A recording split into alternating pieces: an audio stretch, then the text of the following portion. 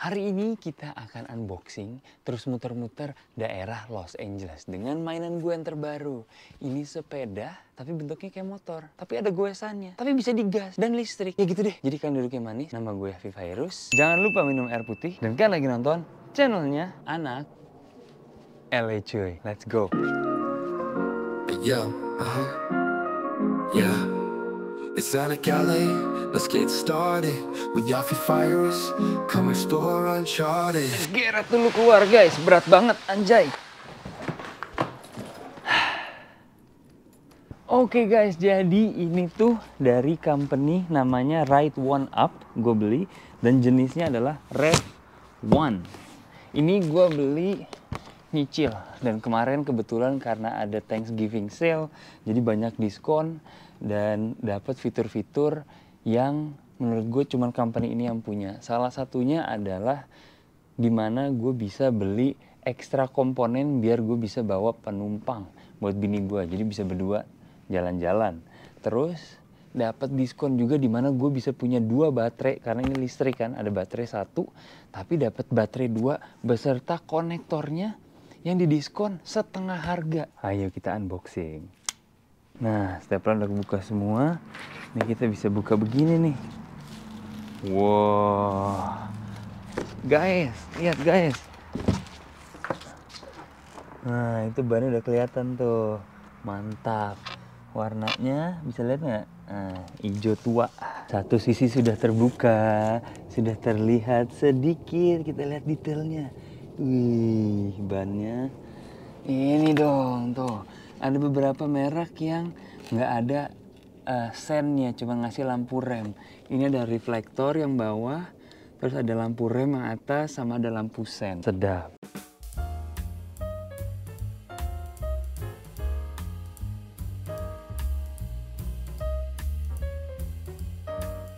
Akhirnya kebuka juga semua. Mari kita unbox.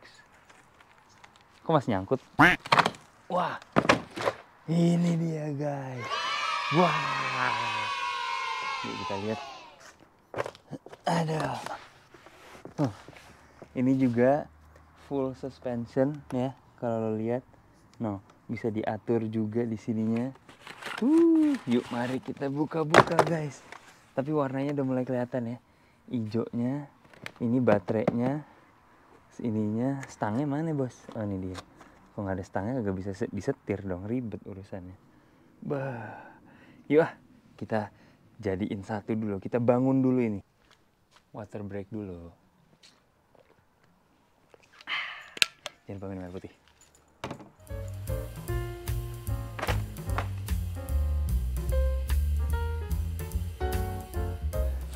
Nah terus di baterainya nih ada charger, alat-alat, sama spare part. Jadi di baterainya pun dapat kunci. Nih bentuk motornya kayak gini nanti. Cakep ya. Nah mereknya Ride One Up.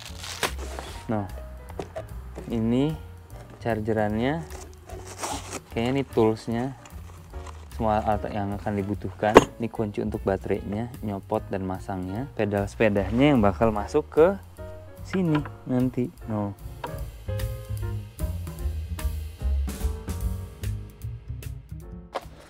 Ini bannya guys, ukurannya sekitar segini. No. Dan menurut review ini salah satu ban yang terbaik, CST Scout. Jadi ini tuh khusus untuk e-moped, ini ada tulisannya kan, e-moped style. Dan bisa buat di jalan dan bisa juga buat di daerah-daerah pasir gitu. Jadi kalau misalnya lo lagi ke dirt road, apa ada off-road dikit, ini masih bisa. Kita lihat detailnya dulu yuk. Ini ada tulisannya noh. Desainnya di California. Ini setahu gue memang company di California ya. Terus ini tuh ada tulisannya nih guys. Ini untuk regulasi. Di sini tulisannya adalah kelas 2, which is seharusnya nggak boleh kencang. Tapi ada mode yang kalian bisa aktifasikan. Kalau gue nggak salah nama modenya itu off-road apa dirt road gitu. Itu yang bikin motor ini bisa lumayan kencang. Nah ini motornya basically udah kebuka semua, termasuk setangnya. Nih dia yang gue bilang nih, Tuh, jadi lo bisa digas juga pakai ini nih. Jadi dia nggak full, oke, throttle-nya nggak full, cuma segini doang. Tapi lo bisa gitu, nih ya. Rem depan, rem belakang, dan yang kerennya juga ada speedometernya juga. Terus nih kabelnya juga lumayan rapih, nih baterainya ya. Dan nih ada compressionnya, jadi lo bisa ngatur seberapa empuknya suspensi depan. Jadi benar-benar bisa sesuai dengan kenyamanan lo. Oke, dan ini joknya, lumayan. Oke, nih headlightsnya, wih, ya nggak? Kayak motor bener. Pasang di sini ya nggak coy? Mana sih? Harusnya sih di sini bener. Oke, kita hampir selesai untuk masang. Tinggal step terakhir, which is masang ban, lampu depan, sama stang. Nah, sebelum kita jalan-jalan, karena ini akan menjadi bagian atau segmen di channel Anak LE, kalian boleh banget komen di bawah kira-kira daerah LE mana yang perlu kita kunjungin dengan motor ini. Oke, bakal seru banget soalnya kemungkinan besar kita bisa pasang 360, terus ada GoPro. Wah, seru deh. Bagian ini adalah salah satu bagian terpenting karena kalau gua masangnya nggak kencang, murnya asal-asalan, ini keselamatan gua. Jadi walaupun kayaknya kayak bikin mager banget ini kayak gini-gini, tapi penting sekali untuk diperhatikan secara seksama.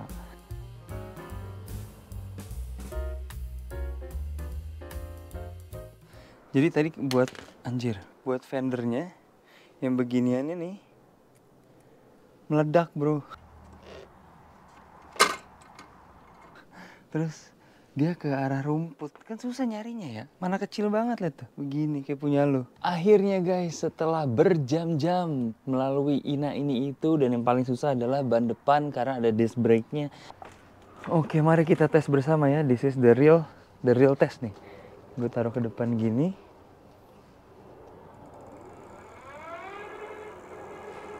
Udah goyang, ya nggak? Mantap.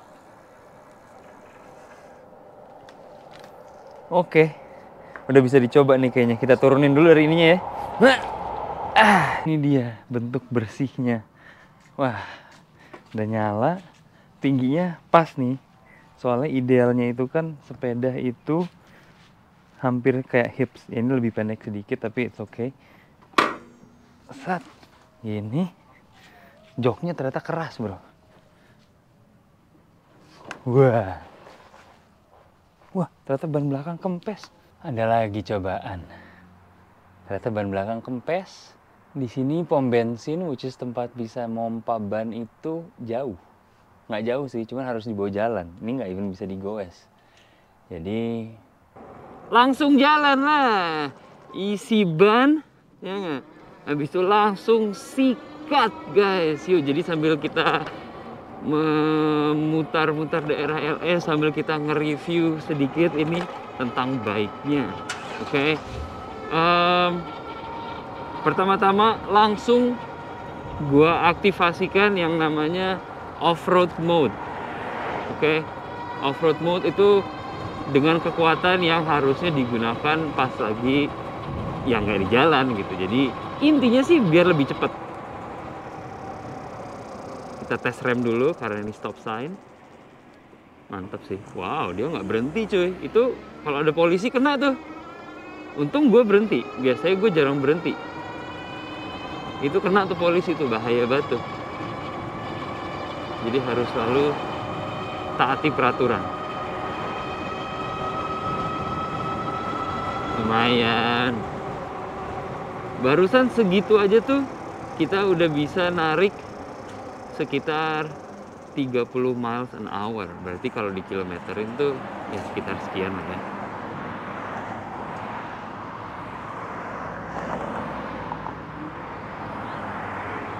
Dan gue juga mau menjelaskan kenapa gue milih ini dibandingin sepeda motor. Salah satu sebabnya tentunya karena maintenance, harus punya SIM, dan keamanan. Gue tahu kelakuan gue seperti apa. Gue tahu, gue doyan banget namanya ngebut. Waktu di Jakarta ngebut banget ya nggak? Jadi kalau gue beli motor, tuh gue takutnya ngebut tidak terbendung, ngerti nggak lo? Jadi kenapa enggak gue milih sesuatu yang kayak gini, bisa lumayan kenceng tapi nggak terlalu kenceng biar tidak membahayakan diri kita sendiri gitu. Dan nggak perlu pakai SIM-nya itu loh, karena ini terhitung sepeda, ya nggak? Dan kalau sepeda jadinya gue bisa naik trotoar. Ini kalau gue mau belok kiri gitu aja bisa, nggak perlu pakai ngikutin peraturan-peraturan banget gitu loh, kayak mobil atau sepeda motor. Ferrari-nya cakep, gokil. Gila tuh Ferrari, goks. Dan ini tarikannya juga kenceng ya. Kalau misalnya gue mau naik trotoar nih, kayak gini, gas, langsung trotoar bro. Nggak masalah ya nggak? Misalnya banyak mobil, terus mobilnya lagi pada rusuh-rusuh gitu, pagi pada ngebut-ngebut banget, gue merasa tidak aman, naik trotoar nggak masalah. Kalau orang protes, ya kita goes. Ngerti nggak lo? Kan sepeda mah nggak bermasalah harusnya di trotoar. Kalau naik Harley di trotoar tuh ribet tuh urusannya, beda lagi. Ada, kan? Akselerasi bisa gue gas gini pakai tangan sendiri, dari stang langsung digas bisa, kayak gini. Gitu langsung digong gitu bisa. Atau lu goes sebagai kickstart. Oke, let's say ini dari stop. Nih kita stop kan. Terus ini nggak gue gas sama sekali, gue genjot doang. Genjot 2 kali, 3 kali. Powernya langsung naik. Gitu. Jadi lumayan lah. Seru. Dan lumayan ini kalau dari segi kecepatan nih gue segini doang. Ini goes nih nggak pakai ngegas sama sekali. 27, 28, 29. Anjir. Kayak sepeda itu nggak mau lelet dong lo, maunya ngebut. Kita masuk jalan raya, gue pengen lewat sana soalnya pemandangannya kayaknya cantik tuh nggak lo kalau lewat sana tuh. Ini 360 gue juga kuat nggak kuat tuh nggak sih, jadi saat gas abis, dus. Dengan pemandangan Californianya kan biar lebih seru. Ini daerah yang lumayan lucu juga ya, pohon palmnya di mana-mana. Terus tadi gue ngeliat ada kayak antara rumah kayak ada gang kecil, tapi gang kecil khusus untuk pedestrian. Coba kita putbal kali ya. Ini rumahnya juga lucu-lucu guys. Gue belum pernah ke daerah sini. Coba kita putar lagi ya. Dan ini juga bisa dibilang sebagai salah satu contoh kontennya seperti apa. Jadi kalian bisa lihat perumahan Amerika, daerah-daerahnya, ya kan? Dan ini cukup kenceng di mana kalau misalnya ada orang iseng, ada gembel or something like that, gue bisa kabur pakai ini tetap. You know what I mean? Nah ini nih tadi ada ginian. Gas naik trotoar. Tuh, ada gini lucu juga ya. Biasanya fitur-fitur seperti ini hanya ada di komplek-komplek yang di daerah pantai. Lucu nih ada gang gini, ada perempatan, lihat kiri kanan. Oke. Tapi gue pengen coba lewat gang yang rada Bronx dikit. Kita putbal ya. Tadi kita datang dari sana, kita lewat sana. Kayaknya panjang tuh gangnya.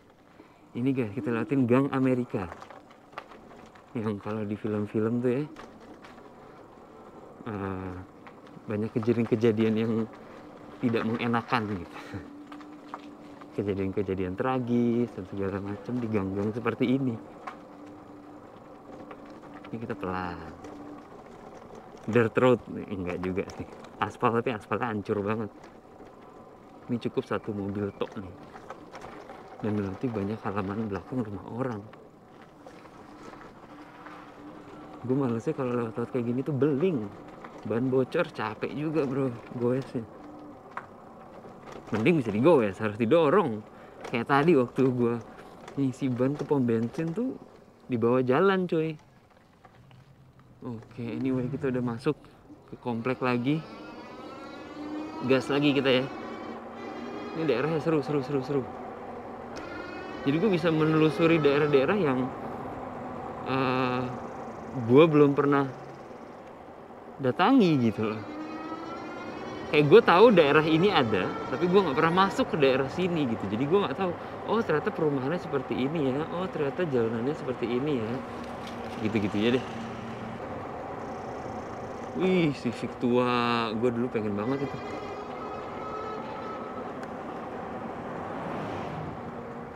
Dan mungkin sekarang tuh kayak tidak terlalu terlihat ornamen-ornamen Natalannya, tapi sebenarnya udah banyak rumah yang udah dihias. Kalau sore ke malam mungkin udah mulai kelihatan ya, jadi lampunya udah bisa nyala. Coba kita masukin gang ini ya. Ntar lu berhenti dulu guys, kameranya caur. Udah pelan-pelan. Ini orang kayaknya mau belok. Gila ternyata di sini ada gang-gang gitu ya. Gue baru sadar guys, berarti rumah-rumahnya seharusnya tidak ada driveway atau untuk mobil.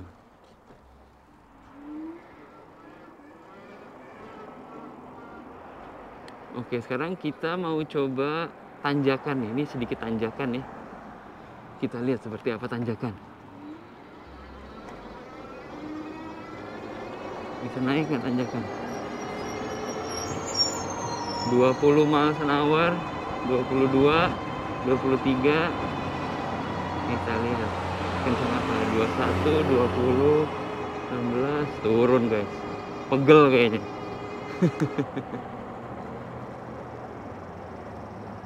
Wow, dan pemandangan di jauh sana, gue nggak tahu kalian bisa lihat atau enggak. Cuman gue sekarang sedang menatap yang namanya the world famous Hollywood sign. Anjay. Gue sebenarnya sejujurnya sebagai pengemudi kendaraan roda 2, gue lebih nyaman kalau naik trotoar atau ada bike lane. Kenapa ngelakson gue anjrit? Santai aja dong. Tuh yang begini-begini nih. Tiba-tiba ngelakson. Ini lu kalau mau ngebut aja anjir. Gue baru bilang kenapa gue lebih nyaman naik trotoar. Karena orang-orang yang seperti itu baru hijau cuy. Stresnya.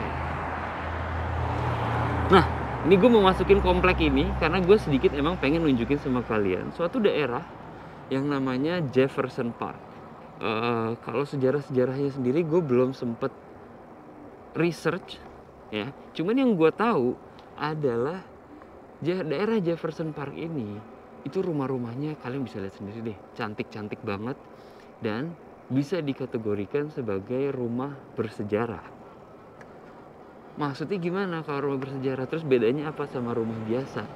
Bedanya adalah ketika lo membeli rumah dan rumah itu bisa dikategorikan rumah bersejarah. Seperti ini nih di depan, lo lihat nggak? Gila gede banget cuy. Rumah di depan seperti itu, karena itu rumah bersejarah, ada keuntungan dan kekurangannya tersendiri. Salah satu keuntungannya adalah lo akan dibayar oleh pemerintah untuk keep di outside of the house. Jadi luar rumahnya itu kalian nggak bisa ganti-ganti, lo harus keep the way it is. Jadi bentuknya kayak misalnya gue kasih contoh ini deh ya, kayak rumah yang ini, terus rumah yang sana, ini satu komplek nih. Makanya kalau kalian lihat bentuknya tua-tua ya, bentuknya Amerika banget, karena memang sama pemerintah tidak boleh dirubah luarnya. Dalamnya sesuka hati lo, mau kayak gimana pun. Tetapi luarnya harus stay the way it is. Kalian ngerti lah. Nah, walaupun kekurangannya nggak bisa dirubah, tetapi kayak yang tadi gue bilang, kelebihannya adalah kalian dibayar sama pemerintah atau dapat potongan pajak dari pemerintah karena kalian mempunyai dan nge-keep dan nge-maintain rumah yang bersejarah gitu loh. Jadi kalau misalnya di beberapa tempat tuh ada ininya, ada apa namanya, coba gue putar balik ya, ada sign-nya. Dan gue sempat ngeliat, cuman tadi gue nggak sempat nunjukin sama kalian. Namanya Jefferson Park Historic Area gitu deh. Kalian bisa lihat. Rumahnya rumah tua, nggak ada yang renovasian minimalis segala macam. No, this is rumah-rumah dari zaman tua loh. Persisnya kapan gue kurang tahu.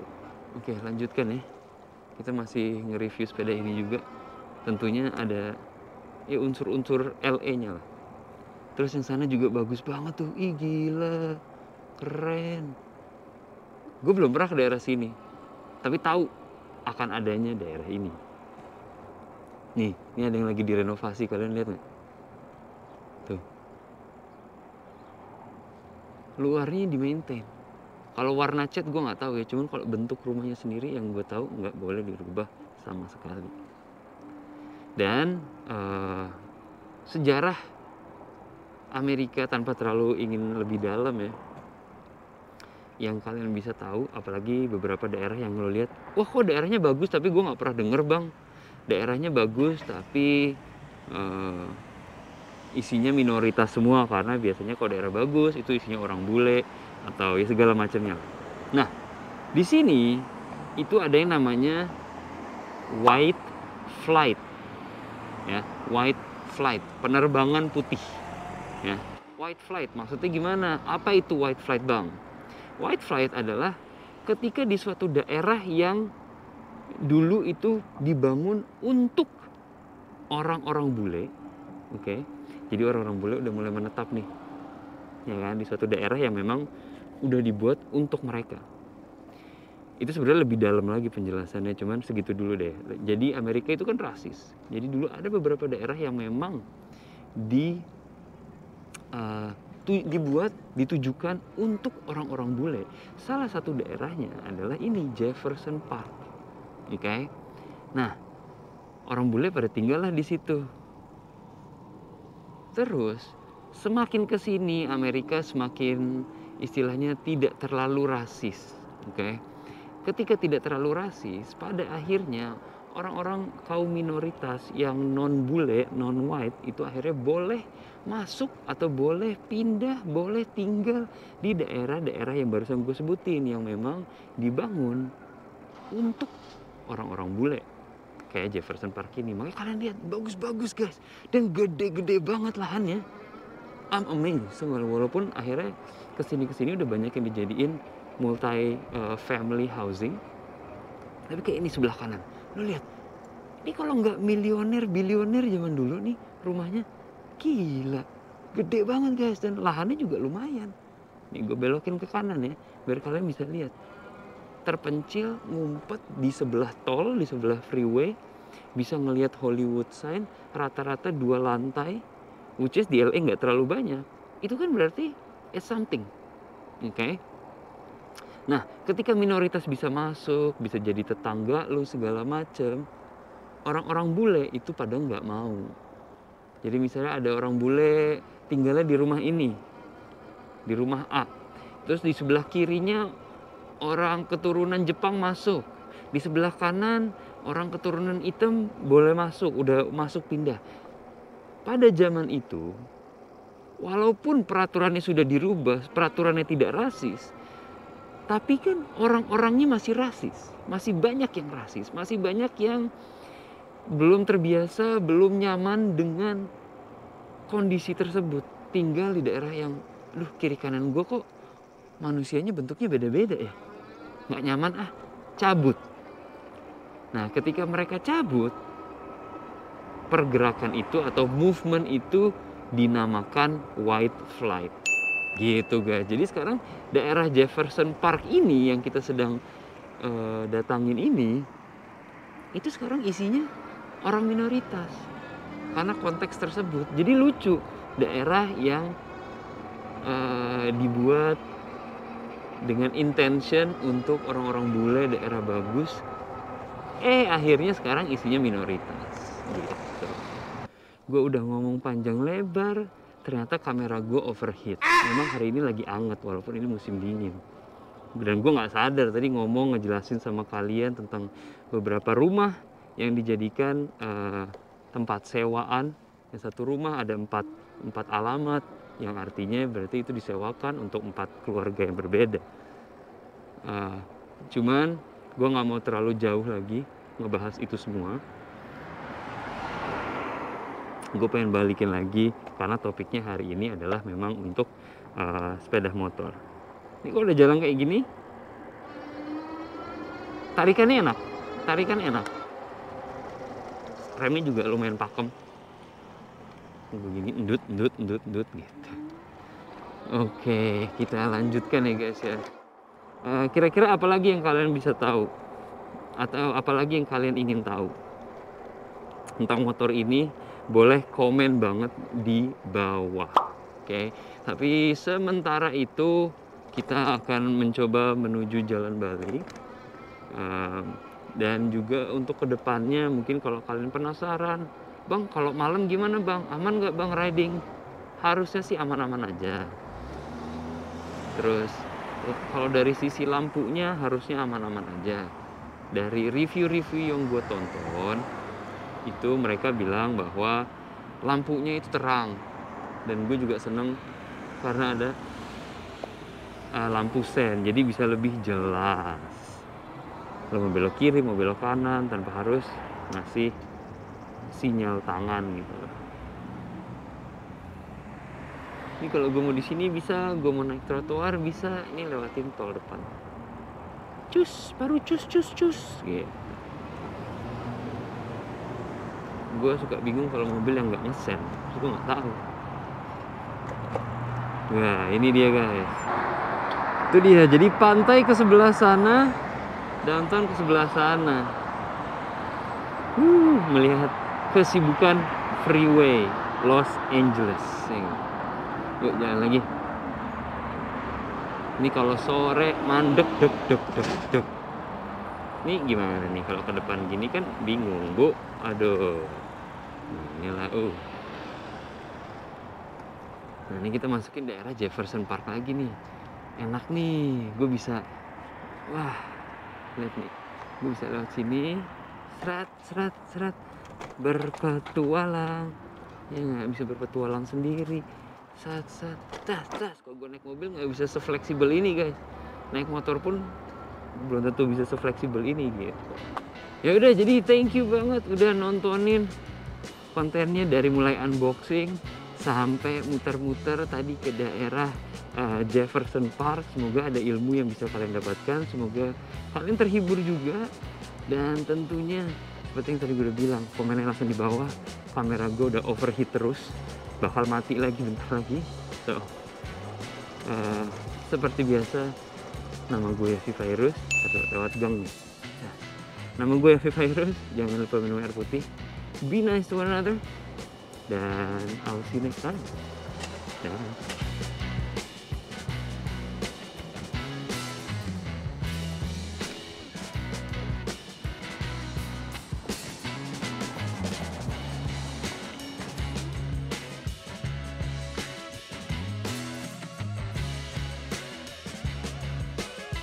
Oke guys, ini depan kita ada jalan yang lumayan panjang, lumayan lurus.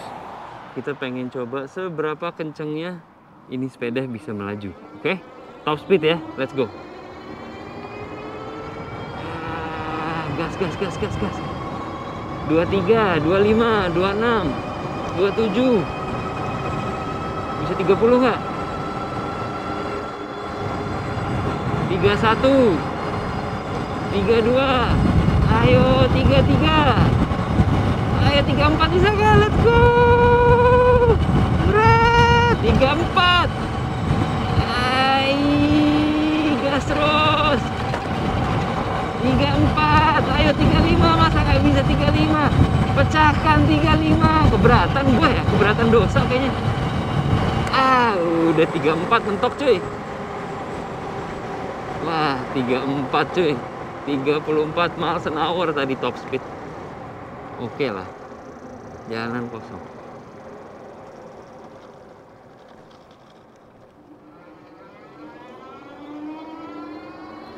Oke, jadi tadi top speed itu 34 miles an hour. Kalau kilometer sekitar sekian. Lumayan juga kencang. Jadi itu yang tadi gue bilang, bahwa ini bisa kencang, bisa seru, apalagi kalau lagi di jalan raya gitu. 35 itu udah oke. Dan beberapa daerah kayak daerah deket sekolah itu lo nggak boleh melaju secepat itu. Daerah perumahan lo nggak boleh melaju secepat itu. Jadi it's good speed. Dan itu salah satu sebabnya kenapa gue nyikat ini gitu. Ini juga kita lari 34, 35 tembus, 35. Wow, 35 tembus. 35 mentok mentok guys. Udah kalem.